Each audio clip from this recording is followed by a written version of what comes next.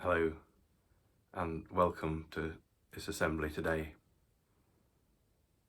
I want to start by looking at a cardboard box. This box has seen better days. It's a bit kicked in, it's torn, it's got holes in it. It's not much use for anything. Maybe there are times when you felt a bit like this.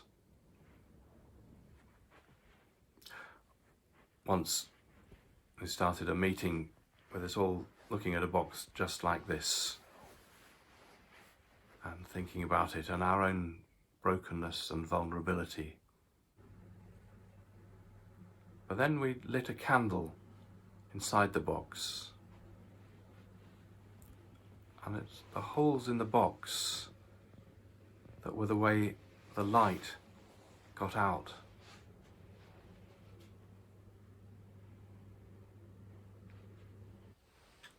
You see, if we belong to Jesus, we're someone in whom Christ dwells. Like the box, we're often broken and battered. But like the candle, we have Christ's light within. And it's the broken bits that let the light out. One of the most extraordinary bits of the Bible is Paul's second letter to the church in Corinth. In it he says, we're people who have Christ's treasure in jars of clay. He says, the glory is then clearly Christ's and not ours. We don't need to be reminded at the moment that we're vulnerable. We maybe like to think of ourselves as invincible, that we're in control of our lives and of the world. And yet we've been shown that a tiny virus has the power to bring the world to a stop. Being vulnerable, however much we might like to hide it, is part of being human. And the Bible tells us that that doesn't have to be a bad thing. The whole of this extraordinary book of the Bible, the second letter to Corinth, is Paul talking about his vulnerability. It's such a powerful, liberating, upside-down message. I can still remember when I first heard someone talking about this first chapter. I was on holiday in Scotland, and I think he was visiting as a visiting minister from the London area on holiday doing some fishing as well. He showed us this extraordinary start. I don't want you to be uninformed, brothers and sisters, of the fact that last year I was crushed beyond my ability to endure, so that I despaired of life itself.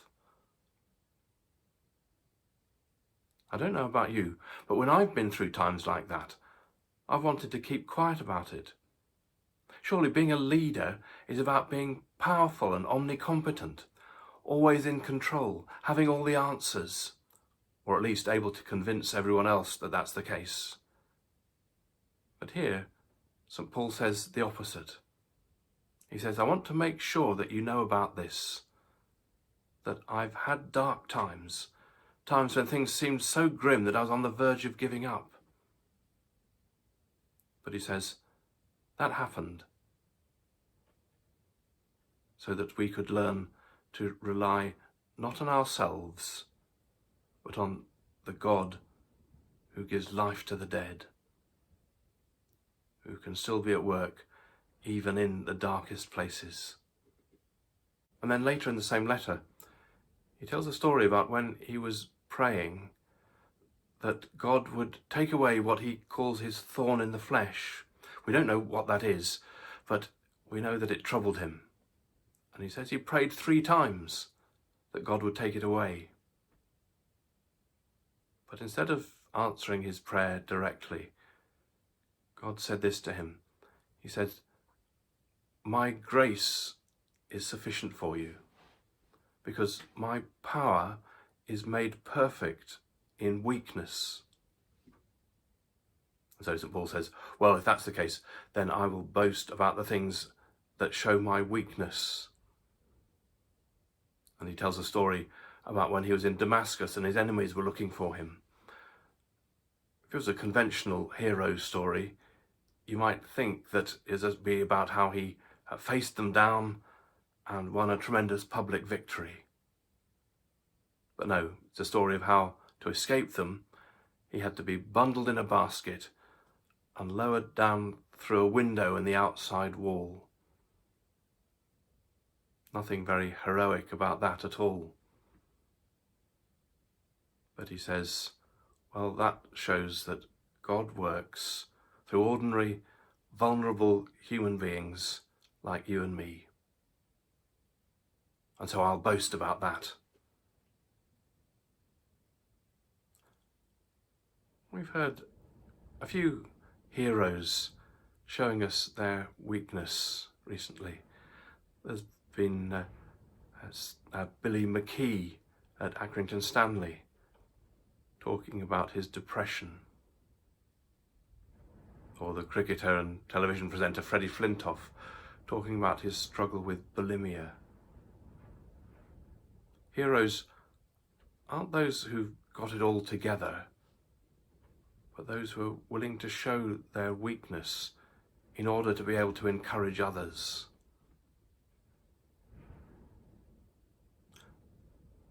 And going back to St. Paul, of course, part of his power was that he followed a crucified Lord. When Jesus won his victory over sin and evil, it wasn't by some great show of miraculous power, but by sharing our vulnerability and suffering the indignity of death on a cross. God's love going to the end for us. I want to close with a story about the jazz singer Ella Fitzgerald, sometimes called the Queen of Jazz.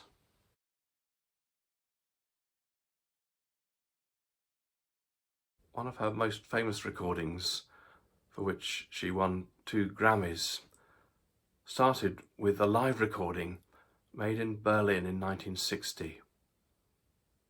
It's particularly famous because of one track, the song Mac the Knife. It had been made famous a year or 2 earlier by Bobby Darin. And when Ella came to sing it, as she introduced it, she said, "This is the first time a female singer has sung this," and added, "I hope I can remember the words." Well, the first verses went okay, but about 2 minutes in, she starts singing, "Oh, what's the next chorus to this song?" and starts making up words that go along with the tune. Bobby made a record, and now Ella and her fellas are making a wreck of Mac the Knife, all still within the song. Instead of being perfect, she showed her skill even when things went wrong. The audience loved it. And as I said, it became one of her greatest hits. Here's how a recent writer has described it. He says, "It seems the audience had seen something more interesting in her mistake than any perfect version she could have presented. What Ella had given them was not something perfect, but something memorable, fragile, unrepeatable." That night, she told her audience that flawless was boring, but human was beautiful. Being human means being vulnerable. That's not a problem. God hasn't made a mistake in making us like that. We can achieve more when we let our vulnerability show.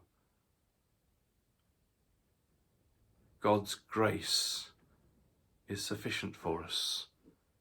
because his power is made perfect in weakness.